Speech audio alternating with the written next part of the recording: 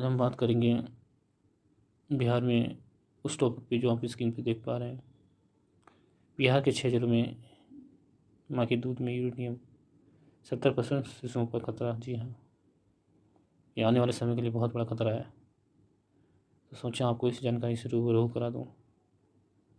वैज्ञानिकों ने संयुक्त अध्ययन में खुलासा किया है कि 40 नमूने में यूरेनियम की पाई गई है मात्रा। ये जो यूरेनियम है कितना खतरनाक हो सकता है। गुर्दे तंत्रिका संबंधी हो सकती हैं बीमारियाँ। पानी में कैसे मिल जाता है यूरेनियम, सब जानेंगे। सुरक्षित पेयजल की उपलब्धता सुनिश्चित करे। सरकार को चाहिए कि वह पानी की व्यवस्था सुनिश्चित करे, शुद्ध पानी की। ठीक है, व्यक्ति के लिए हवा पानी ये बहुत मायने रखता है। जब इन्हीं पे ही प्रदूषण बढ़ जाता है तो समझ लो फिर जीना मुश्किल हो जाता है। बहुत सी बीमारियाँ घेर लेती हैं। इन्हीं सबको सभी जानकारी को जानेंगे, इसके लिए आपको वीडियो में अंत तक बने रहना पड़ेगा। और चैनल पर पहली बार आए तो लाइक एंड सब्सक्राइब कीजिए और शेयर कीजिए ताकि और लोगों को भी पता चले। चलिए शुरू करते हैं। ये वो खबर है, ठीक है।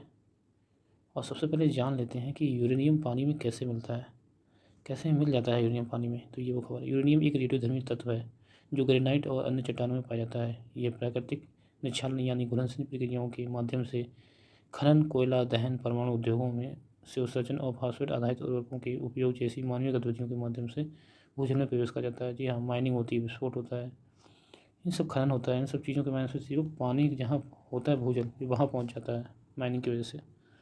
सरकार को क्या करना चाहिए, ग्रामीण क्षेत्रों में भारी धातुओं की स्क्रीनिंग को लेकर अभियान चलाया जाए।